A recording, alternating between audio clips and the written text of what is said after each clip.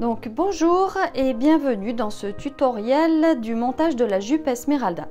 Donc Esmeralda, c'est une jupe assez simple à monter, largement accessible aux débutants, parce qu'en fait il s'agit juste de 4 rectangles qu'on a assemblés ensemble. Donc on a 2 rectangles pour le volant haut et 2 rectangles pour le volant bas. Ces rectangles sont assemblés à l'aide de la couture anglaise. Donc la couture anglaise, c'est une de mes techniques préférées parce qu'elle permet d'obtenir des finitions qui sont très soignées. Elle permet en fait de se passer du point de surjet ou du point de zigzag qu'on réalise habituellement pour surfiler les bords du tissu des coutures intérieures du vêtement. Et donc en plus d'être jolie, la finition est solide parce qu'on réalise 2 coutures. Donc je vais vous expliquer comment faire une couture anglaise si vous n'en avez jamais fait. Et on verra ensuite donc comment insérer l'élastique pour avoir une jolie taille froncée avec un petit volant en haut. C'est parti. Donc j'ai préparé mes pièces pour coudre Esmeralda. Donc vous voyez, il n'y a pas besoin de grand chose. On a 2 rectangles pour le volant haut, 2 rectangles pour le volant bas qu'on va assembler grâce à la technique de la couture anglaise, et on a un élastique. Donc l'élastique 4 cm de largeur. En ce qui concerne la longueur de l'élastique, on préconise de le faire, de le découper de la longueur de votre tour de taille, donc c'est marge de couture comprise, qui fait que une fois cousu, il sera plus court que votre tour de taille. Et c'est ce qui va permettre le bon maintien de la jupe. Par contre, petite précision, le tour de taille dans les tableaux de mensuration correspond à la partie la plus étroite de votre buste. Sauf qu'on est toutes différentes et on ne porte pas toute notre jupe au même niveau. Il y en a qui n'aiment pas du tout la porter à l'endroit le plus étroit de leur buste, qui préfèrent la porter un peu plus basse. Donc dans ce cas, la longueur de l'élastique sera définie par le tour de ceinture de l'endroit où vous voulez porter votre jupe, qui ne correspond pas forcément au tour de taille des tableaux de mensuration. Donc décidez bien de l'endroit auquel vous décidez de porter votre jupe. Donc petite précision faite, c'est parti. Maintenant on va attaquer la couture.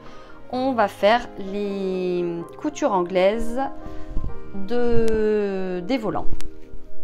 Donc pour réaliser une couture anglaise, je place mes 2 pièces de tissu envers contre envers et je couds à 5 mm du bord au point droit, en commençant et en terminant la couture avec un point d'arrêt.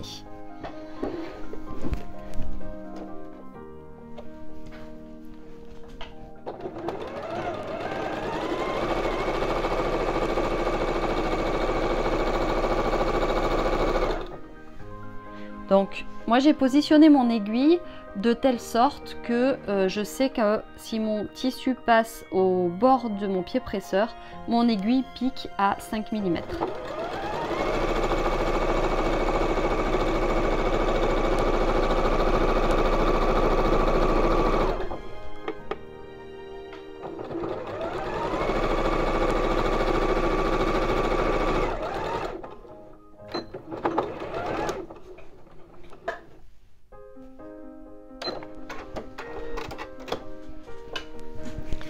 Donc voilà, ma couture est faite. Maintenant, il me reste à couper le tissu de la marge de couture pour qu'il ne reste que 3 mm de marge de couture.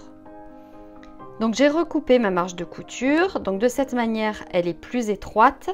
Et j'ai aussi coupé tous les petits fils qui pouvaient dépasser et qui auraient eu tendance à dépasser de la couture d'après, de la seconde couture.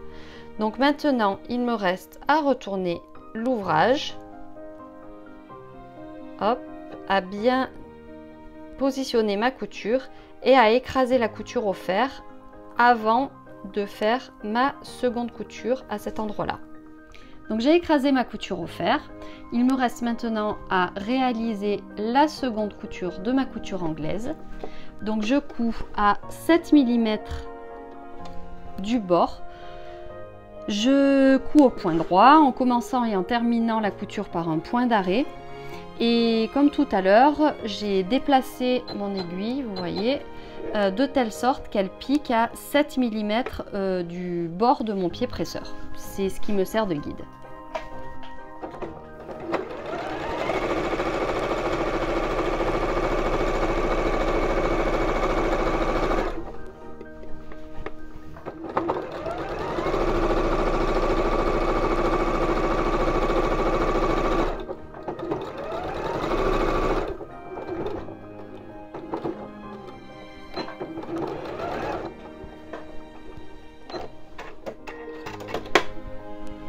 Donc voilà, ma couture anglaise est terminée. Donc vous voyez là, c'est l'extérieur, pardon, l'intérieur du vêtement. Hop, on a un petit repli de couture tout propre, rien qui dépasse. Et sur l'extérieur du vêtement, la couture normale. Donc j'ai plus qu'à réaliser la même couture sur le deuxième volant de la jupe. Et ensuite, il n'y aura plus qu'à les assembler. Donc j'ai maintenant assemblé mes deux rectangles pour chacun des volants. Donc vous vous retrouvez maintenant avec deux tubes, un pour le volant supérieur et un pour le volant inférieur. Donc on va les placer, les retourner de telle sorte qu'on ait l'envers vers l'extérieur. Donc du coup, vos coutures anglaises sont visibles. Et on va les imbriquer. On va imbriquer le grand volant dans le petit volant. Hop. On va se servir des coutures anglaises. Là. Pour les repérer et les placer correctement. Donc j'épingle.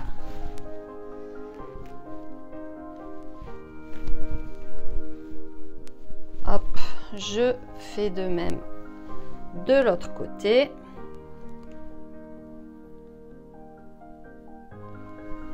Donc si vous voulez avoir plus de repères, vous pouvez mettre plus d'aiguilles.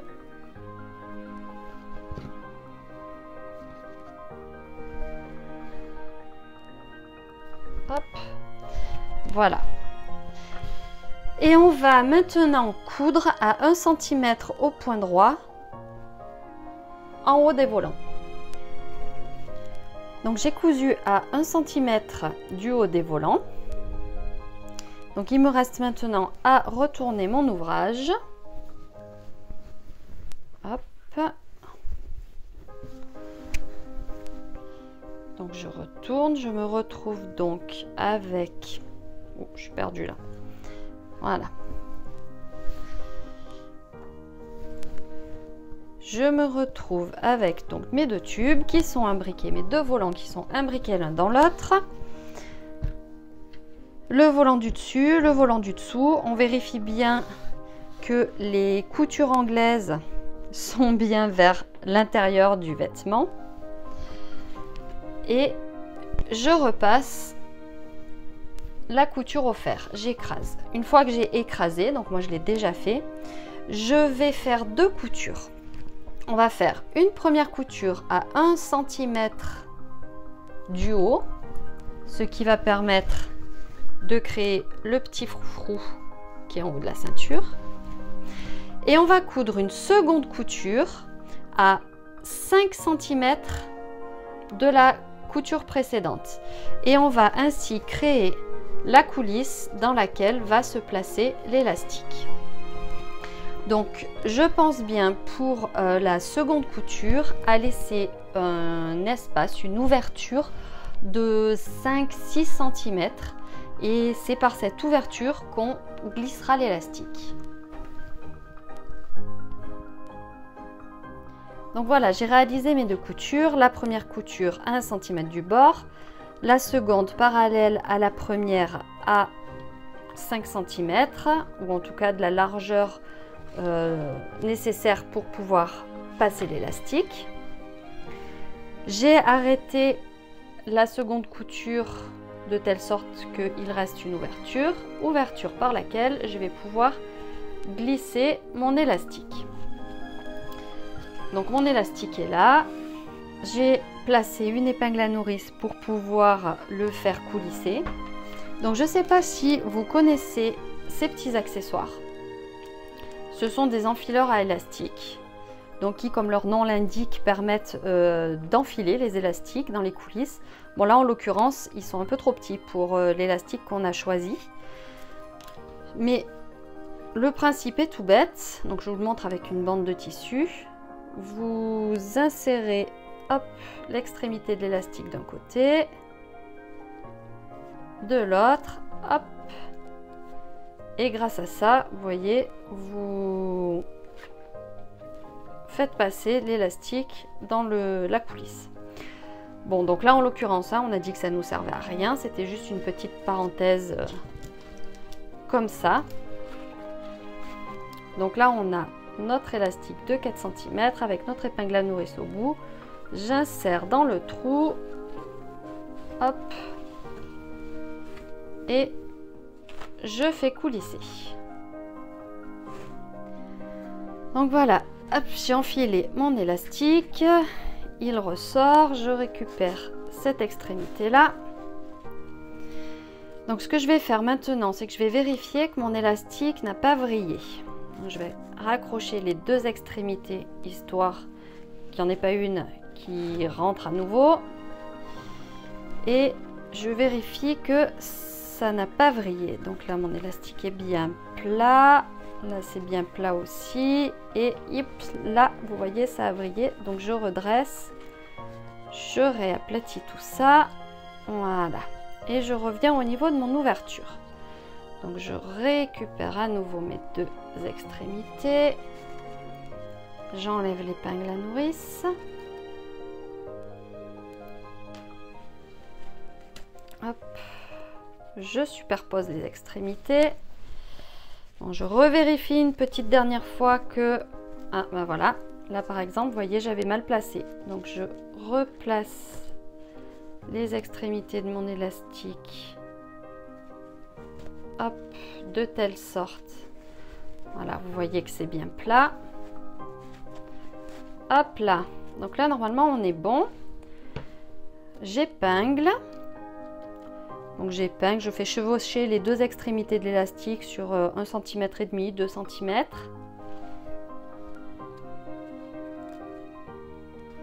Hop là. Et je vais coudre au point zigzag, point qui est un peu plus résistant que le point droit. Donc voilà, j'ai réalisé la couture qui permet d'assembler les deux extrémités de l'élastique. Donc je rentre l'élastique dans la coulisse, je vérifie une dernière fois qu'il est bien placé correctement, et il va me rester à refermer la coulisse, à prolonger la ligne de couture là entre les deux extrémités qu'on a déjà cousues. Donc voilà, couture réalisée. Il me reste à répartir l'élastique dans la coulisse de la jupe de manière harmonieuse. Et ma jupe Esmeralda est terminée. Voilà. Donc j'espère que ces quelques explications vous auront été utiles. C'est à vous de jouer maintenant et je vous dis à bientôt sur Letty et Léa.